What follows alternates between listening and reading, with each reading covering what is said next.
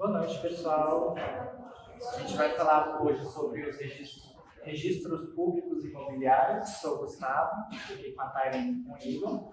A gente faz parte do grupo. Pode passar. Ok, então, o que acontece? Para falar de registros públicos imobiliários, a gente tem que se basear justamente na Lei 6.015 de 73, que é a lei que vai definir aí toda a questão dos registros públicos em vários âmbitos, né? Tanto imobiliário e outros também. Porém, o que a gente vai focar aqui somente no imobiliário faz parte da nossa matéria dos direitos reais, né? Do direito das coisas. E aí, começa da seguinte forma, né? Cada imóvel vai ter o seu registro, a sua numeração, né? Que a gente vai chamar de matrícula. E a gente tem que registrar o imóvel primeiramente, porque é a primeira ação que a gente tem no momento de realmente dar uma publicidade e dar a função daquela coisa, né? Muito comum essa questão do registro dos imóveis, né? Então, depois que for feita o registro de compra e venda, precisa ser recolhido o ITBI, né? Que é o Imposto de Transmissão de Bens Imóveis. E aí precisa se retornar ao cartório de registros imobiliários, né? Para fazer essa transmissão do imóvel. Então, a gente vai ter basicamente 5 livros de acordo com a lei, né?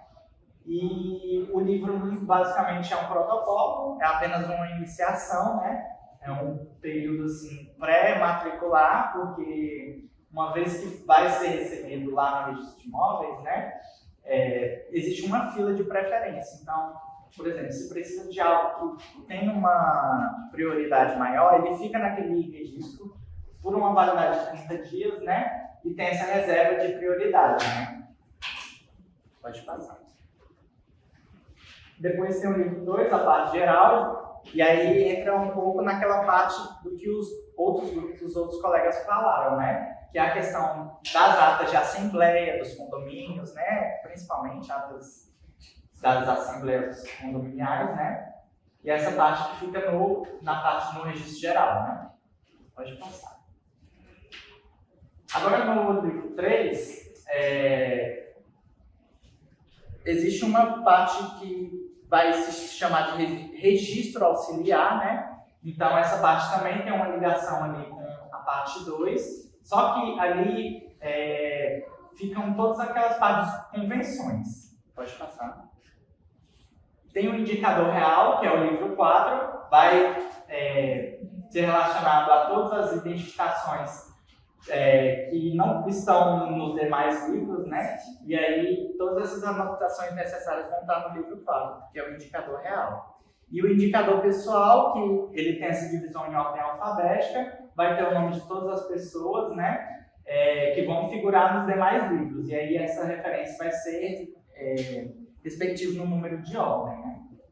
Agora eu vou passar a palavra para o colega. Boa noite. Agora eu vou falar sobre escritura pública e escritura particular. A escritura pública é uma manifestação de vontade das partes, né? Que convém no cartório para formalizar o seu acordo. A escritura pública, ela, acima de 300 ou de 30 salários mínimos, é obrigatoriamente feita em cartório.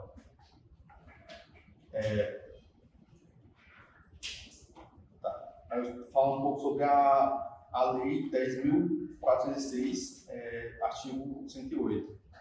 Não dispõe da lei em contrário, a escritura pública é essencial e validade dos negócios jurídicos que visem a constituição, transferência, modificação ou renúncia de direitos reais sobre imóveis de valor superior a 30 salários mínimos vigentes no país. Atualmente, o salário mínimo é 1.320. Todo imóvel avaliado acima de 39.600 é obrigatoriamente feito em escritura pública. A escritura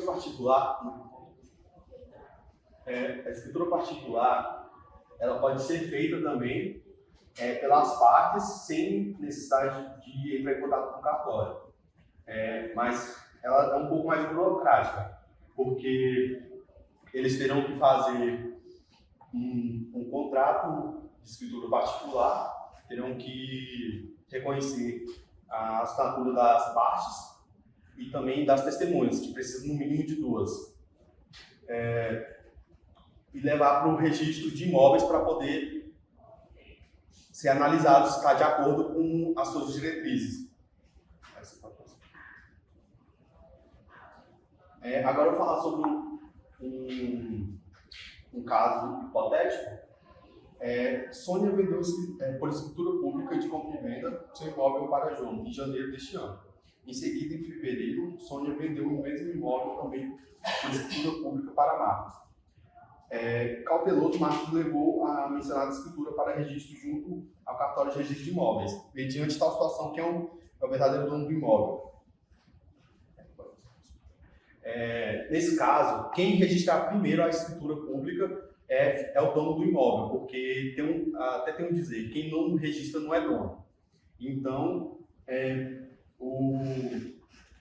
a outra parte só poderá entrar com ação contra a Sônia para poder requerer uma indenização sobre o imóvel.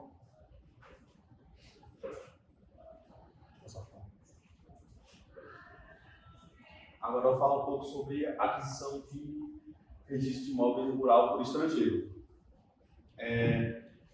Um livro que também possui importante é o registro especial para registro de aquisição de imóveis por estrangeiro, que faz mesmo registro do livro 2, mas somente em relação aos imóveis rurais adquiridos por estrangeiros. Representa uma forma de controle de patrimônio nacional, pois informações desse livro são fornecidas pelo registro de imóveis trimestralmente aos órgãos de administração pública e federal. Uma pessoa, um estrangeiro que compra um imóvel, ela não pode ser maior que 40% de um município, porque isso fere a lei número 5.709, de 7 de outubro de 1971. A soma das áreas rurais pertencentes à pessoa estrangeira física ou jurídica não poderá ultrapassar a 1/4 da superfície dos municípios onde se situam, comprovado por certidão de registro de imóveis. Na mesma lei, no artigo 8, na aquisição de imóveis rural por pessoa estrangeira, física ou jurídica, da essência do ato de escritura pública.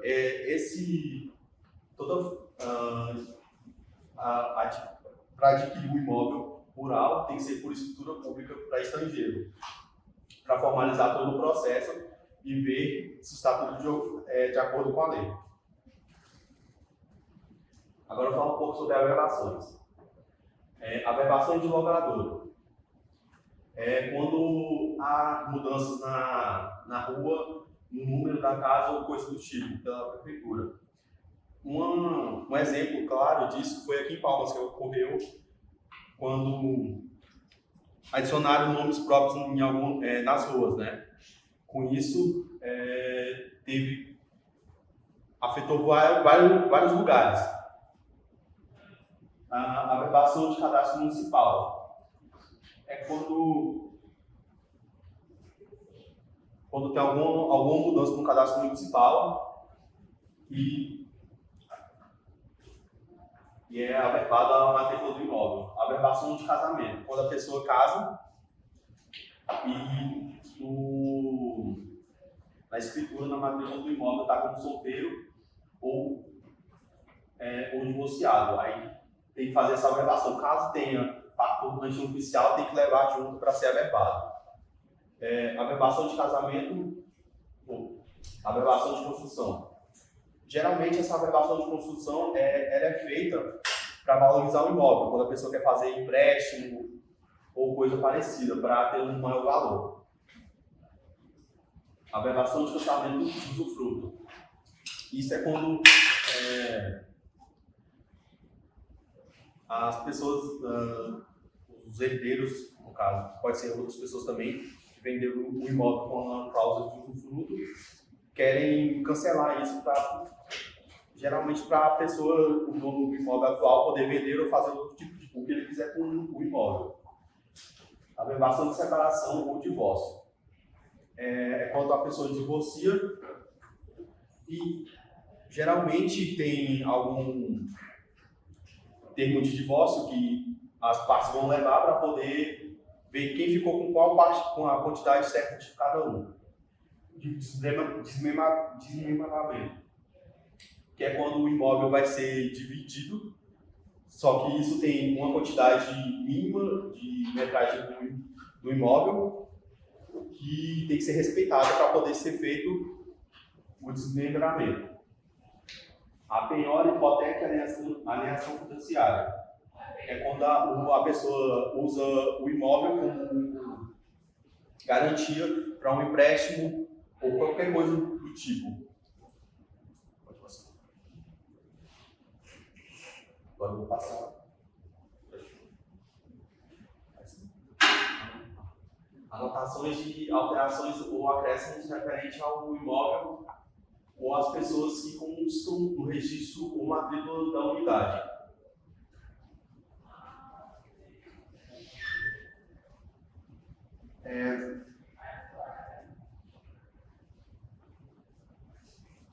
Por todas as mudanças no nome do Estado Civil do proprietário bem, por exemplo, deverão ser averbadas. Na prática, alguns municípios noteiam nos registros públicos, especificamente os registros de imóveis, a falta de atenção e essas diretrizes muitas vezes impossibilita a efetivação do registro, dentro dos princípios destaca-se. Boa noite. Vou falar agora sobre os princípios do registro de imóveis, dos registros de imóveis. Vou começar falando sobre o princípio da legalidade, né? Onde o registrador ele deve examinar a legalidade, validade e a eficácia dos títulos apresentados para registros, com a verificação se estão enquadrados nos requisitos legais para a efetivação do cadastro. Ou seja, o princípio da legalidade já tem um nome, né? Que é aquele princípio que ele é embasado na lei. Tem que ser o princípio que vai nortear ali o que pode e o que não pode ser feito em relação aos registros de imóveis, né? Tem que estar tudo de acordo com a lei. Tem também o princípio da prioridade, que quem apresentar primeiro o título terá prioridade na conclusão do registro. Dessa forma, os títulos eles são pré-notados e recebendo um número de ordem do protocolo. Então, assim, cada imóvel ele possui uma matrícula, né? E sempre quando houver o ingresso de algum título na serventia, ele será dado um número do protocolo. Então, o protocolo, o título, né, que for protocolado primeiro, como até o colega tinha falado, é o que vai ter essa preferência, a prioridade. Tem as exceções, né? Tem a exceção no caso de escritura que é lavrada no mesmo dia, né? Se a escritura foi lavrada no mesmo dia, eles não tem como olhar a questão de foi um dia ou foi no outro dia. Então, vai olhar a questão da hora. Se as duas escrituras forem lavradas no mesmo dia, então vai olhar a que foi protocolada primeiro, em questão de hora. E tem também a questão da segunda hipoteca, né? Que eles dão um prazo de 30 dias até que a primeira seja registrada. E se nesse prazo de 30 dias a primeira não for registrada, eles dão preferência para a questão da segunda hipoteca. Tem o princípio da publicidade também, que é proporcionar à população, quando há determinado imóvel, todas as informações que lhes são pertinentes, elas são divulgando os fatos e os atos jurídicos, inclusive os que são relacionados aos seus direitos e sujeitos ao mesmo de alguma forma. Então, assim, nesse caso, o princípio da publicidade, todas as informações da questão do registro de imóveis, elas são públicas, todos os dados, mas também entra a questão da Lei Geral de Proteção de Dados, né, que são os dados pessoais, que são alguns dados pessoais que são protegidos, né. Tem também o princípio da especialidade, que a particularização do imóvel, né, é relacionada à identificação completa do imóvel. Todas as suas características o torna individual. Localização, a área, endereço, a indicação cadastral, além da descrição de todas as pessoas participantes do registro como o proprietário do bem. Nessa questão do princípio da da especialidade,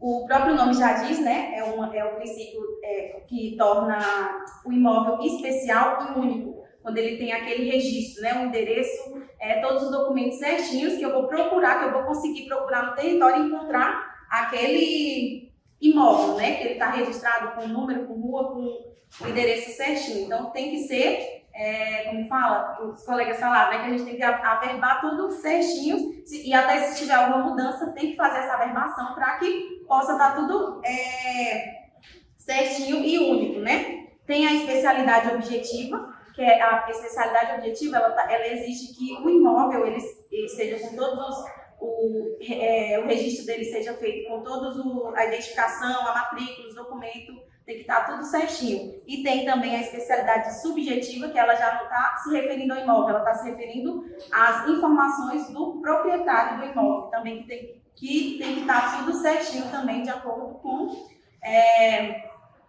os princípios. Tem também o princípio da continuidade. Todos os atos eles são realizados no registro de imóvel, sobretudo na matrícula do imóvel, deve seguir uma ordem cronológica, como se estivessem dispostos os elos de uma corrente, como se tivesse um elo, né? E não pode se partir sob hipótese alguma, sob pena de comprometer toda a história e coerência da cronologia lógica daquele imóvel, das informações. No caso do princípio da continuidade, tem que ser, entra de novo a questão da averbação, tudo se mudou alguma coisa, mudou a questão do casamento, né, que ele falou, não estou mais casado, aconteceu o divórcio, teve que repartir, eu tenho que averbar, né, que eu agora não sou mais solteira, agora sou casada, eu não sou casada, agora estou divorciada. Entra também a questão tem que estar tudo averbado certinho para não mudar a ordem cronológica ali vou dizer que é a história, né, do imóvel. E tem também, por exemplo, a pessoa é dona do imóvel, ela morre, né? Ela faleceu, né? A pessoa faleceu e o imóvel ficou para os seus herdeiros. Os herdeiros, eles não podem vender, por exemplo, a pessoa faleceu e eles pegam e vendem o imóvel. Não, eles vão ter que registrar o inventário, né? Que aí a casa vai passar para os herdeiros e dos herdeiros eles podem vender essa casa. Então, para dar essa ordem, né? O imóvel era da pessoa, ela faleceu, teve o inventário, passou para os seus herdeiros e dos seus herdeiros eles venderam esse imóvel. Então, para ter essa continuidade, no fugir dessa ordem cronológica, por isso que ele fala que é uma corrente, né? Do elo que vai ligando uma sequência à outra. Não pode pular uma coisa, era de fulano faleceu e passou para ciclano. Como assim? Então, eu tenho que seguir essa ordem, né? Do falecido passou para os herdeiros e dos herdeiros e eles fazem a venda. E quando ocorre a imprecisão de informação nos registros públicos, é possível realizar a correção, como descreve no artigo 212 da Lei de 6.015, né? O artigo 212, ele fala assim, se o registro ou a averbação for omissa, imprecisa ou não exprime a verdade, a retificação será feita pelo oficial do registro de imóveis competente a requerimento do interessado por meio do procedimento administrativo previsto no artigo 213, facultando ao interessado requerer a retificação por meio de procedimento judicial. Então, assim, tudo que, se a pessoa tem um imóvel, né, se for mudar alguma coisa, se tiver alguma mudança, ele tem que averbar, né, tem que estar tudo registrado. Obrigada pela atenção.